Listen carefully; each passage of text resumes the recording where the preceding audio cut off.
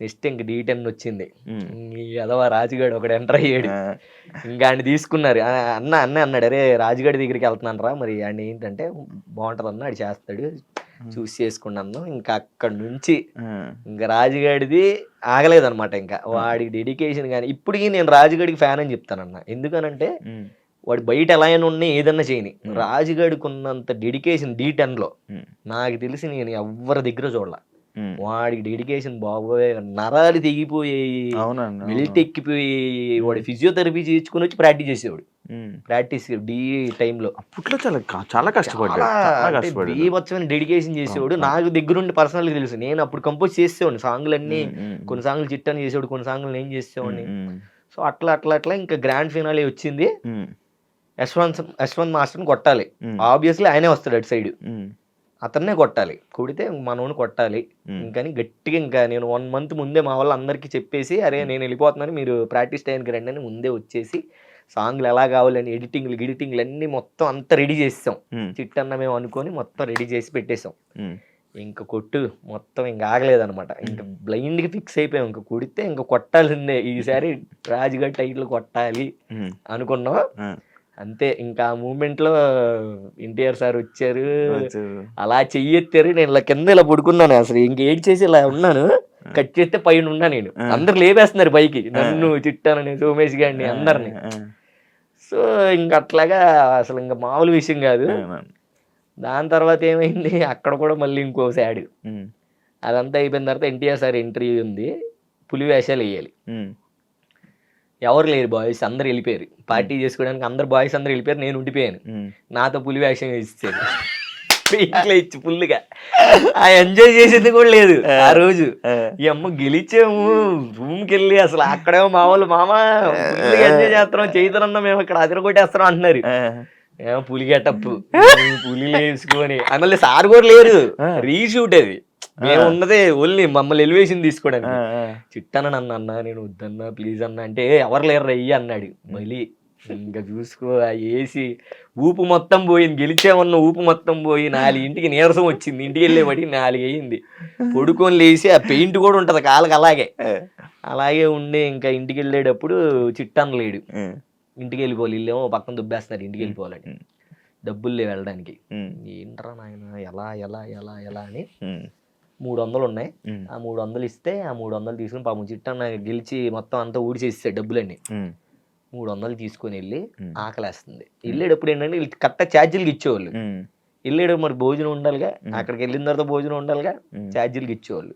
వెళ్తాం, ఆకలేస్తుంది, చెప్పులు లేవు, చెప్పులు ఎవడో తీసుకున్నాడు, అలా వీళ్ళు చెప్పులు పోయి అలాగే ఉడ్డిగాలతో నడుచుకొని వెళ్ళిపోయి ఉన్నాం. సో ఏంటి ఆకలేస్తుంది అంటే అప్పుడు తెలంగాణ 5 రూపాయలకే అన్నం భోజనం అందరు తింటున్నారు అక్కడ. అందరూ చాలా అంటే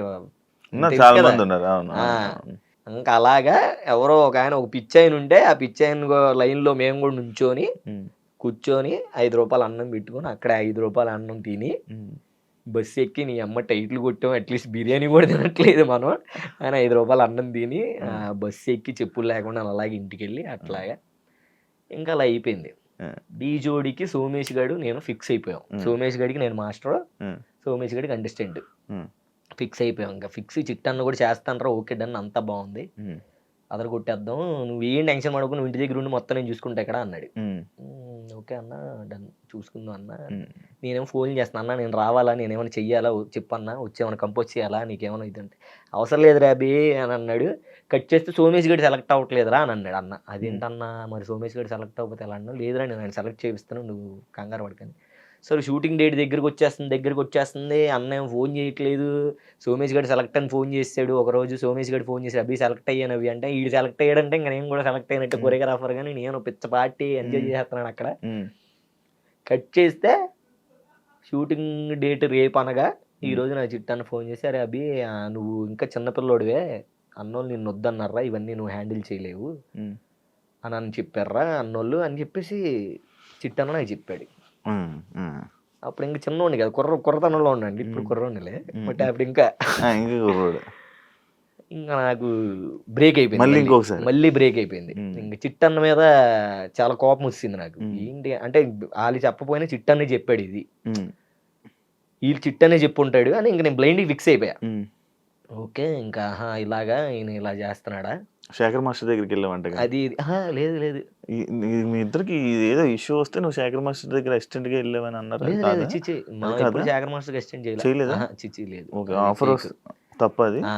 ఫేక్. అయితే ఏదో వేరే మాస్టర్ దగ్గరికి వెళ్ళావా? లేదన్న ఎవరి దగ్గరికెళ్ళలేదు. ఓకే. అదే చెప్తున్నా. సో, నేనింకా డాన్సే వద్దు. ఇంక నాకు ఈ డాన్స్ వద్దు. అది విన్నా.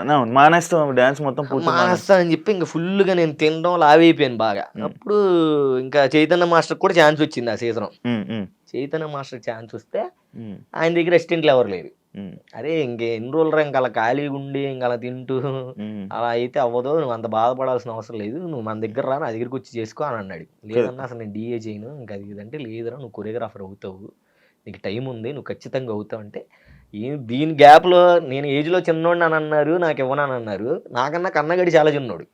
16 సంవత్సరాలకే ఆడికి కొరియోగ్రఫీ ఛాన్స్ ఇచ్చారు. అప్పుడు D10 టైమ్‌లో తేజు నన్నొచ్చి అడిగింది. నువ్వు నాకు కొరియోగ్రఫీ చేస్తానని చెప్పు, నేను డైరెక్టర్లతో మాట్లాడతాను. లేదు నేను రాజుగడి విన్ అవ్వాలి. నేను రాజుగడి కోసం ఉన్నాను.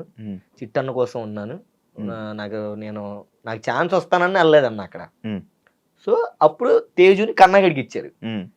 సో కన్నగడి అయ్యాడు, రేవంత్, నా చిన్నోళ్ళందరూ కొరియోగ్రాఫర్లు కంటెస్టెంట్లు అయిపోయారన్న. నేను బాగా హర్ట్ అయిపోయాను. చాలా ఇదిలోకి వెళ్ళిపోయాను. డిప్రెషన్‌లోకి వెళ్ళిపోతే అప్పుడు చైతన్య మన దగ్గరికి వచ్చి రారా చేసుకో అది ఇది అని అంటే, సర్లే ఇంకా పేమెంట్ ఇస్తానురా నీకు అది ఇది అని అంటే ఇంక అప్పుడు వచ్చా. ఇంకొచ్చి ఇంకా అలా డీ జోడీ చేస్తూ అసిస్టెంట్‌గా చేస్తూ దాని తర్వాత D12 వచ్చింది. D12 తర్వాత రాజుగాడిది వచ్చింది. రాజుగడి తెలుసు కదా! D10లో మొత్తం సాంగ్‌లు ఆల్మోస్ట్ మనం చేసింది ఉన్నాయి కాబట్టి, నాకు అభిగాడైతే చేస్తాను. లేపోతే నేను చేయను అని అన్నాడు రాజుగాడు. ఇంకా ఓకే సర్లేరా అని చెప్పేసి అప్పుడు కొరియోగ్రాఫర్ అయ్యాను డీకి. ఈ మధ్యలో చాలా అంటే చాలా స్ట్రగుల్స్ ఉన్నాయి కానీ బట్ నీకు మెయిన్ చెప్పాను.